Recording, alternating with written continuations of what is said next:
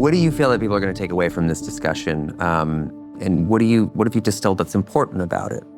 Well, I hope that they'll feel educated and want to, spread that education to other people and to really have hope. It's not like something that we're telling you, okay, you have this and sorry, there's nothing we can do about it.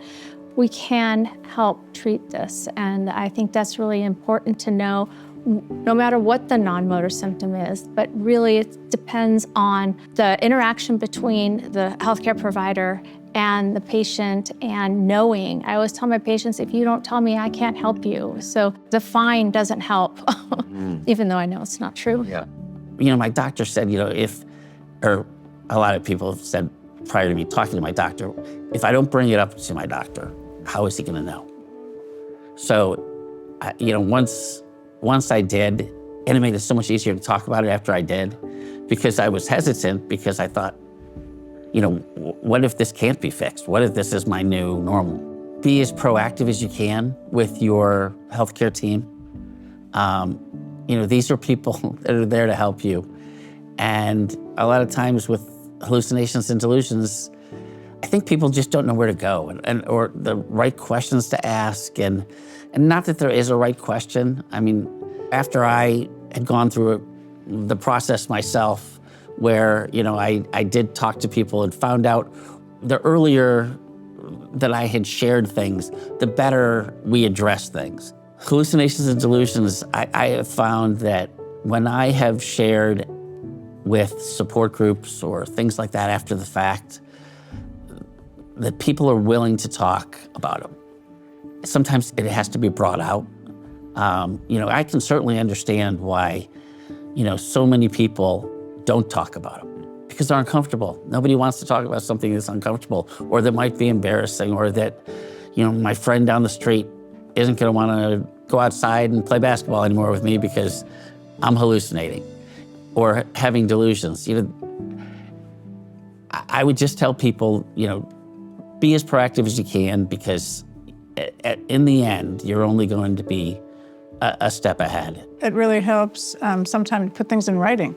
So sometimes it is hard to spell it out, but to keep your family updated, especially if you have grown children who don't live near you, things like that, just to give them a little monthly update even, and give it to them regularly because, things do change with Parkinson's. And it doesn't always have to be all the bad stuff. It can be like, I'm doing better now because, I saw my doctor and I started a new class and I've made some new friends or whatever it is, we met some cool people and like that. It doesn't always have to be, it's not always bad news, Right. but to share the news.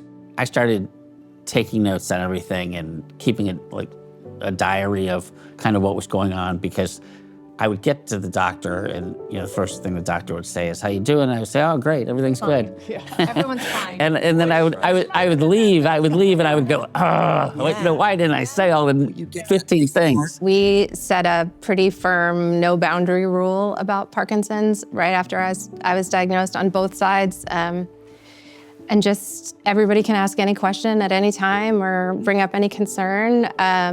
We just have a normal life, so it's not like Parkinson's is something we talk about. I mean, my kids are in college, we're just moving through life. But if there's something that people are concerned about, then we talk about it all. Everybody that has Parkinson's is working through hard things. Mm-hmm.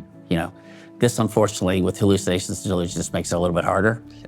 But everybody's hard is hard. And I've learned that Everybody's hard is hard. That's right on. That's really, wow, I love that.